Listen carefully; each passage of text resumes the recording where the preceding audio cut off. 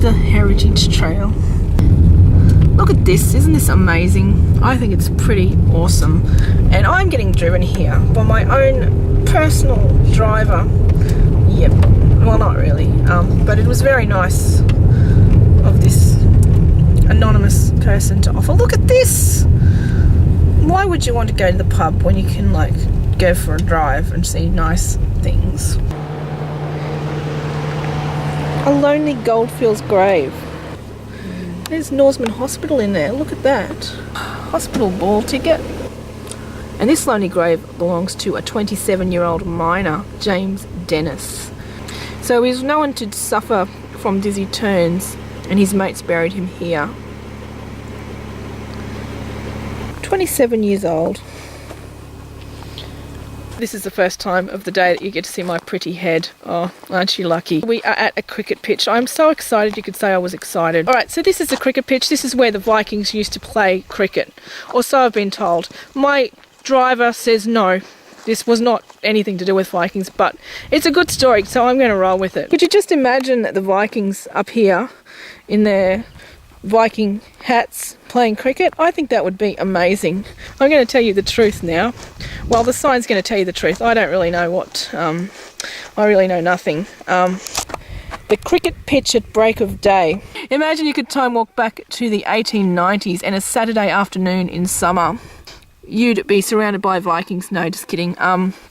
You'd be surrounded by men. Men! There were men here. They're not here anymore.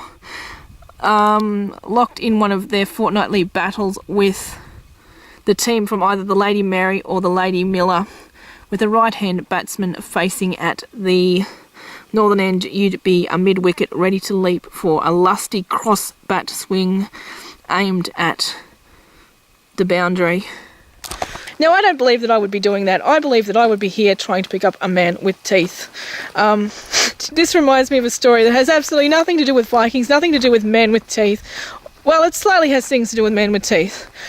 In Boulder, which is about 200 k's down the road, they are allegedly doing a speed dating. Now, anyone who's been to Boulder, the sort of quality that you would probably get if you were speed dating in Boulder would be quite questionable. But check it out.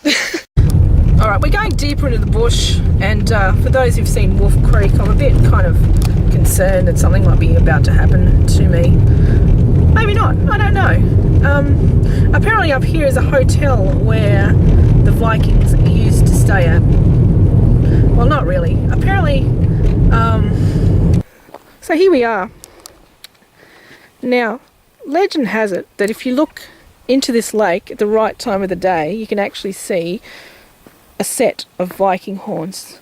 Now, I'm clearly here at the wrong time of the day, so unfortunately we're not going to see any of that, but maybe in the future I'll be able to do a video and show you.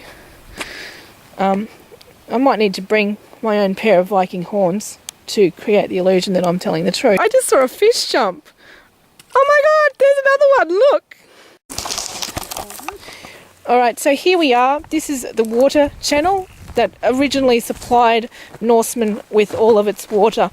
I don't know whether it was called Norseman at that time. Now, as far as I've been told, Norseman was originally called the Shire of Sundaes, and then was later changed to Norseman at some particular point in history. I don't think there's any notice boards referring to it as the Shire of Sundaes, so perhaps it is a secret that they are trying to keep quiet. Here I am, and everywhere I look there are evidence of Vikings.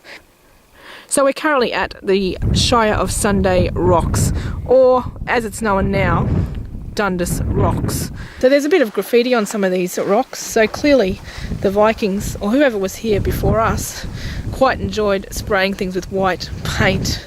They had manners though, there's no sort of swearing as far as I can see on any of these rocks. Charmaine W. I bet she's important in the history of the Shire of Sundaes. So I just turned around and noticed that the lovely person who has been giving me a lift was sneaking off. I'm like, I bet you they're going to leave me out here.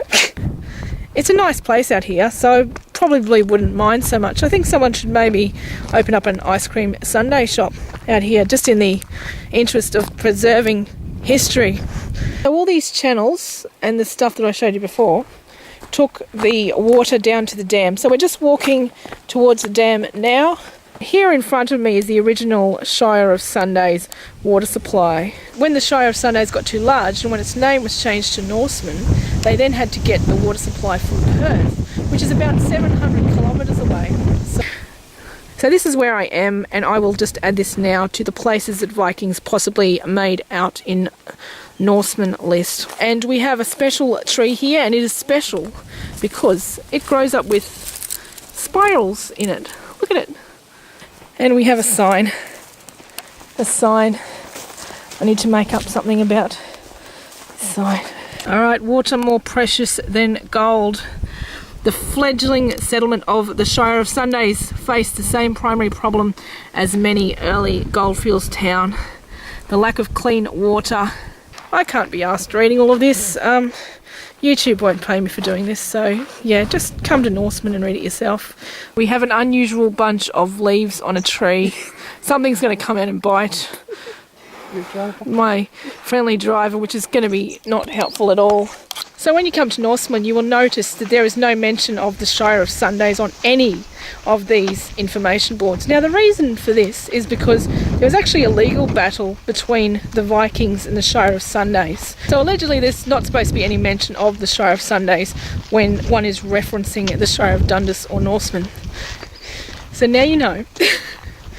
And look, we've got like original street signs. Hicks Street, and we've got a tree. And Hicks, of course, was one of the main Viking characters of the, I don't know, year 500 or something. I'm not sure. Google it. Google Hicks, Google Norseman, and I'm sure you will find a picture of a very attractive Viking.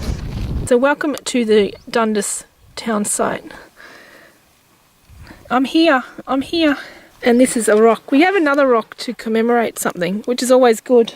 That is a salt lake, just near where I was showing you the rocks and the signs and talking about Vikings. This is Norseman. Why would you want to go to Brisbane or Sydney or Melbourne when you can come to Norseman and we can make out? No. Today is an amazing day. This month is going to be an amazing month, so stay tuned. There's so much stuff that's about to happen in Norseman. If you look at those clouds, you can see why it's called the Shire of Sundaes. It's totally obvious. Yeah.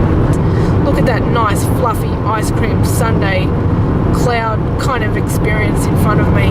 That is why it was called the Shire of Sundaes, and I for one am disappointed that it's no longer known by that name due to a horse.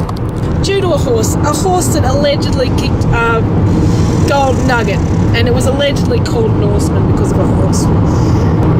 I do like the name Norseman, but the fact that it was named after a horse rather than a Viking kind of saddens me. We are rapidly approaching the Sunday, which is amazing, because guess what day it is?